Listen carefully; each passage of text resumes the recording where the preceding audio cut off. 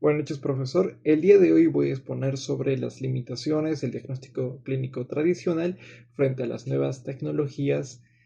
del día de hoy. Bueno, en este nuevo siglo se desarrolló diferentes tecnologías frente a las tradicionales. Las tradicionales podríamos nombrar, dando una breve introducción, por ejemplo, a los estudios de Kraepelin, que se dio en lo que serían las técnicas de observación, y como no también a mediados del siglo XX, en los 1950, cuando estábamos hablando sobre el psicoanálisis y la entrevista, de una perspectiva un poco más profunda del lado de Freud, que bueno, se empezó a hacer esta serie de diversas técnicas tradicionales y como no mencionar también a Binet con lo que serían los test psicométricos.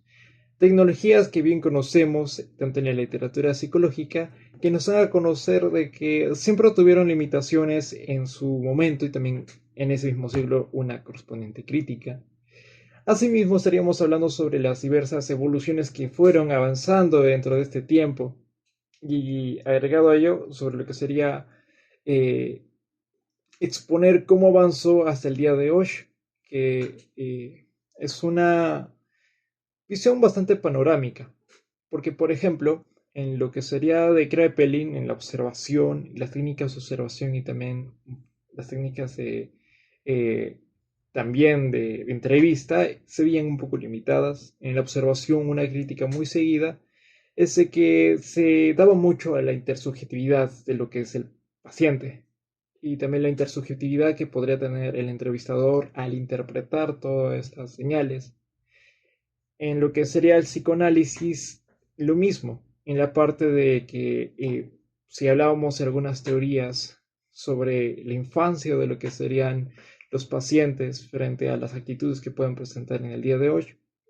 y relacionarlo con algún tipo de complejo como el complejo de Edipo o de Electra, igualmente había unas críticas que podría decir que está muy subjetivo a lo que sería la interpretación del sujeto y que sabemos que después de esto la evolución pasó al conductismo y también al cognitivismo que nos dieron otras perspectivas frente a lo que serían esas tecnologías tradicionales. Y también agregando la psicométrica, que no está de más y creo que es muy importante, la parte de la numerización de lo que serían los resultados. Tendemos a clasificar a humanos por números en vez de ser humanos. En ese sentido, esta crítica viene a ser más que empezamos a clasificar y dar lo que son etiquetas sin necesariamente atenderlos de una manera más específica y también un poco más personalizada, que eso es lo que se busca desde siempre, ese tipo de unión entre ambos aspectos. Acá entran lo que son las nuevas tecnologías, en las cuales tenemos presentes la más actual y la que también llama mucho la atención, que es la inteligencia artificial. Y está por demás mencionar un poco, porque en esta exposición hablaremos de Machine Learning, que es el aprendizaje mecánico que tiene la inteligencia artificial y también lo que es Deep Learning, que es el aprendizaje profundo que también desarrolla la inteligencia artificial. Asimismo, no solamente nos quedamos en esas tecnologías nuevas, sino también la telemedicina que fue aplicada cuando empezó la pandemia. Esta propuesta del MINSA que nos ayudó a tener un poco más de alcance en cualquier tipo de áreas del país, incluso las que son más alejadas. Gracias a tener un internet directo y también una señal un poco más abierta, nos permiten también comunicarnos con lo que serían estas personas que están más alejadas, saber cómo están, qué síntomas tienen y cómo no también hacer un diagnóstico claro de lo que presentan y de alguna manera esto se corroboró bastante bien en los datos de 2023, que más adelante profundizaré, en lo cual se agarró un poco más de atención, incluso para la psicología, ya que representó un 23% más de pacientes registrados con, bueno, algunos problemas de tanto depresión o también de aspecto psicológico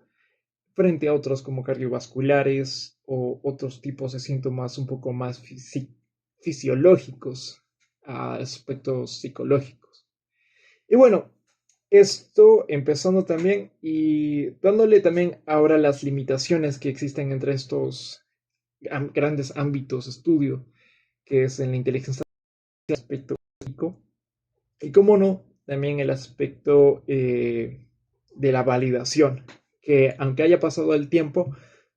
aún se queda corto en lo que sería la parte de el análisis un poco más sensitivo en algunos aspectos. Dando un poco más de realce y ya empezando con lo que sería el primer tema, el objetivo de este estudio es más que nada hacer una barra de comparación en sí mismo de ampliar más los conocimientos respecto a lo que son las diferencias, los futuros desafíos que va a tener la psicología y también tradicional, y también abrir un poco más paso a los siguientes estudios que se podrían realizar sobre lo que, bueno, ya pasaríamos a la justificación, el saber de que las nuevas tecnologías podrían ser aplazadas nuevamente en este camino de conocimiento. Pero bueno, empezando, vamos a estar dando conocimiento un poco de la historia, un poco más a profundidad y de forma breve. Como ya mencioné, a mediados del siglo XIX teníamos a un representante muy importante, quien es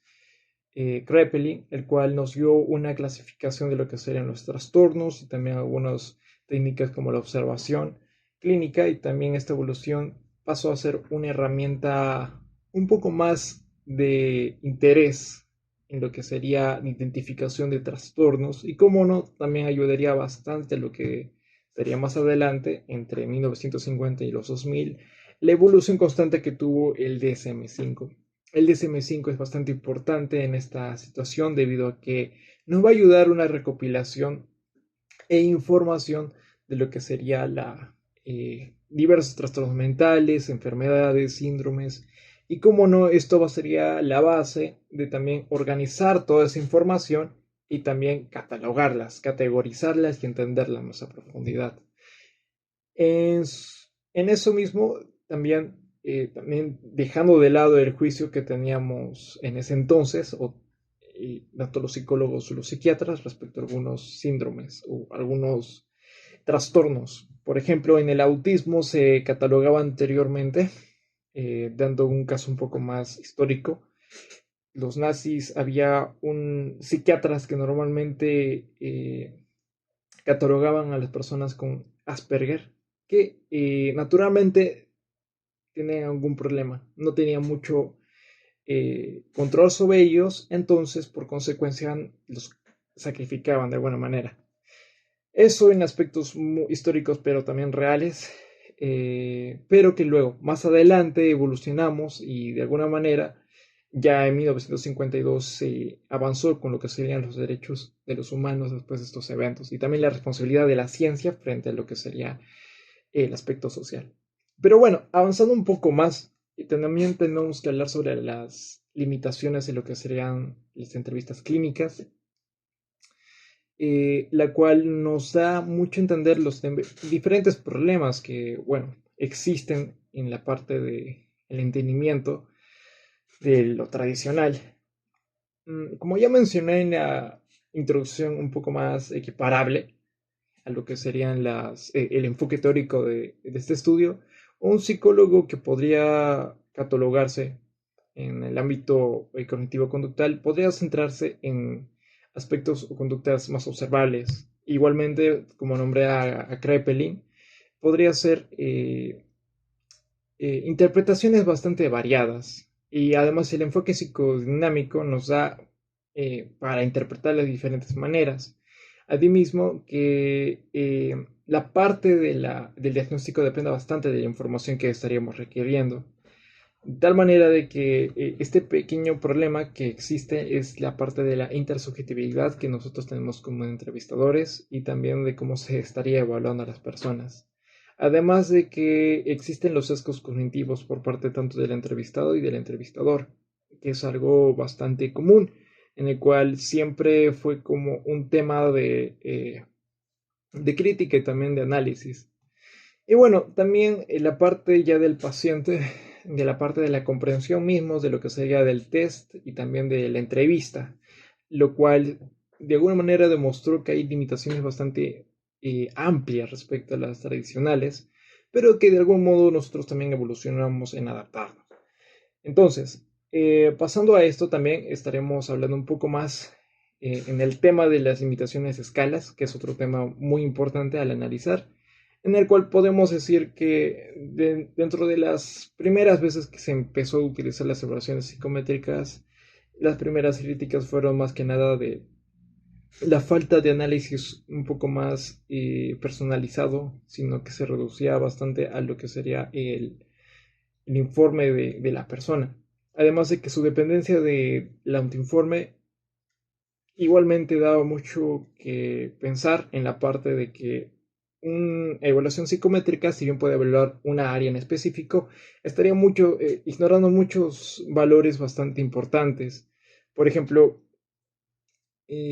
tanto podría ser la reactividad del sujeto en ese momento, el estado de ánimo que podría tener la persona, o también la deseabilidad de ser evaluado, que es otro tema que de alguna manera afecta bastante la evaluación en este caso, del paciente. Asimismo, pasamos ya un poco más a lo que serían las diferentes tecnologías que estaríamos evaluando en, frente a las tradicionales. En este aspecto, en el estudio se trató de profundizar en diversas y bueno, tenemos bastantes tecnologías en cuanto a lo que sería el Machine Learning y también lo que sería el Deep Learning para el diagnóstico de los trastornos. Empezando por ese,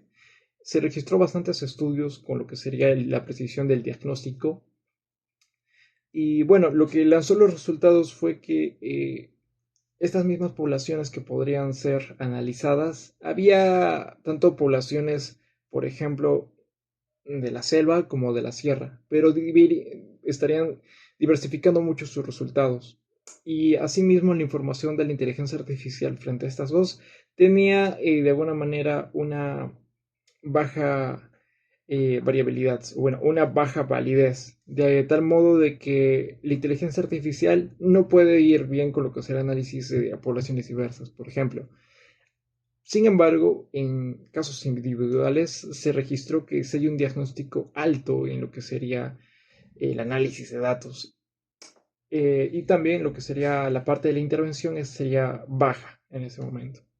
Ahora, hablando un poco más sobre lo que sería el procesamiento del lenguaje natural y también de los biomarcadores lingüísticos, que es otra parte interesante de la inteligencia artificial, es sobre procesamiento de lo que sería la parte léxica del ser humano. Estamos hablando de que podría estar analizando tanto lo que sería eh, la parte del lenguaje, la parte semántica, la parte léxica y también la parte más verbal y de alguna manera también interpretarlos. De tal manera de que se puede registrar, por ejemplo, si una persona estaría sufriendo de pensamientos suicidas o también un cuadro depresivo severo.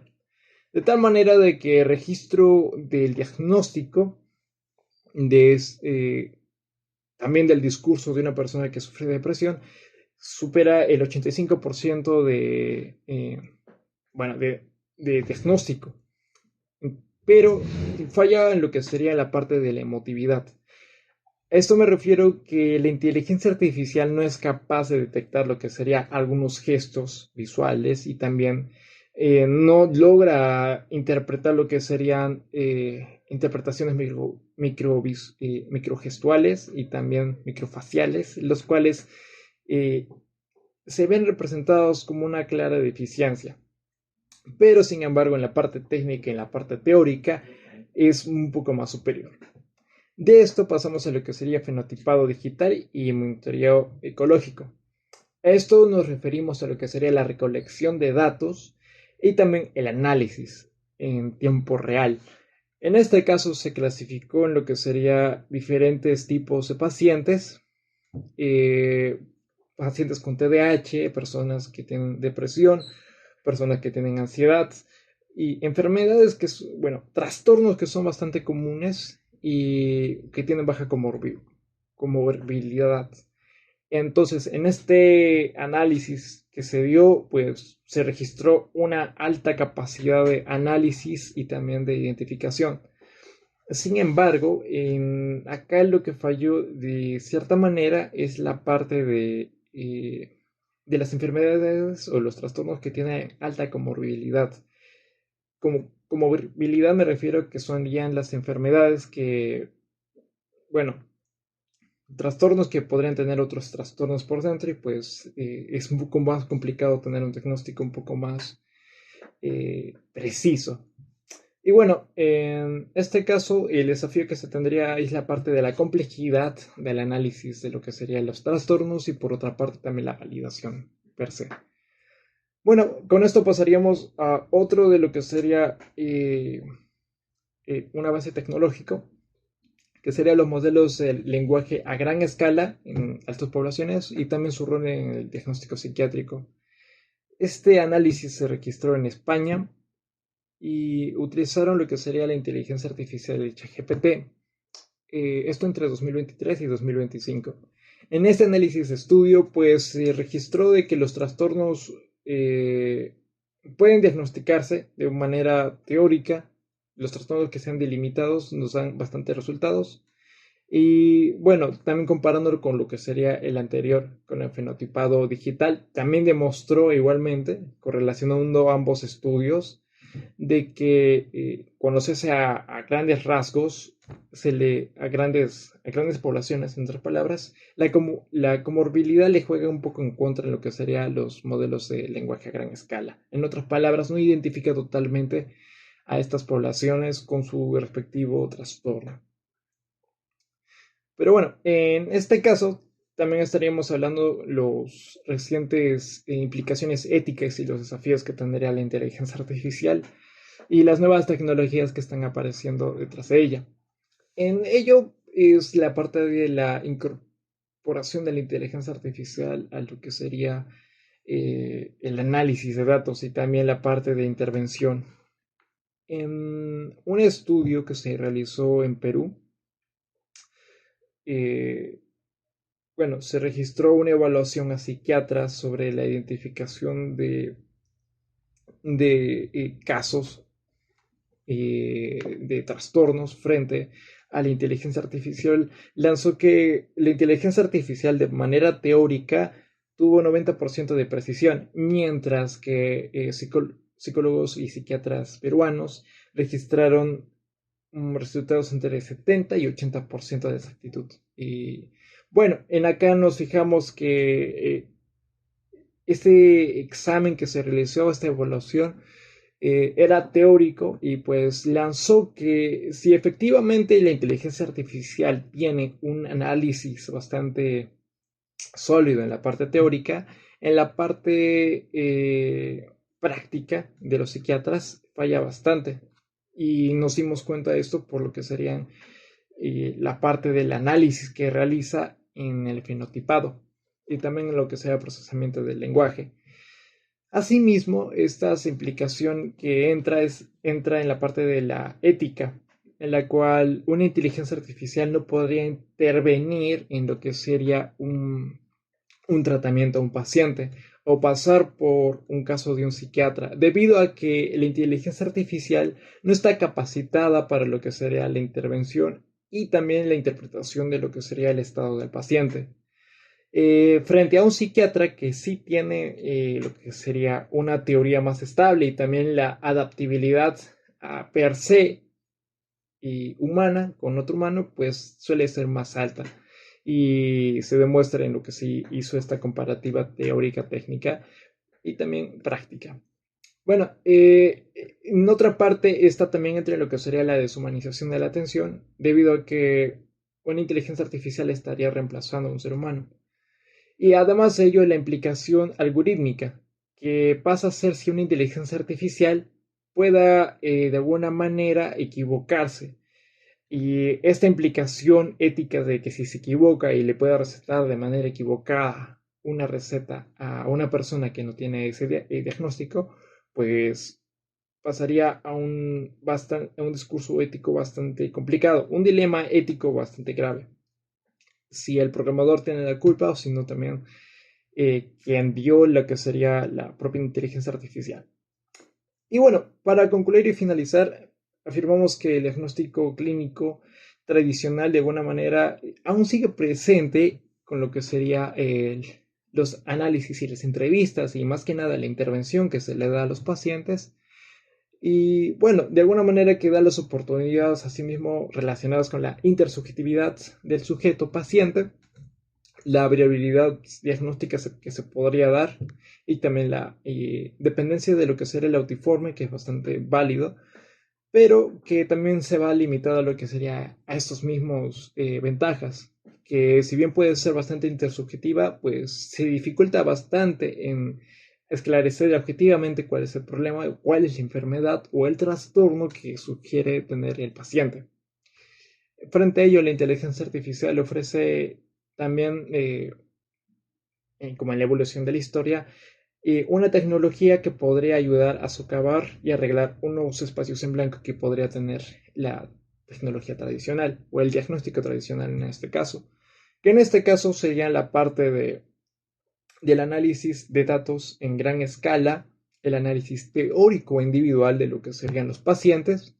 y también el procesamiento del lenguaje natural que se tiene al hablar y la parte léxica, y como no, también el monitoreo continuo, en el cual es bastante constante y también bastante amplio en el aspecto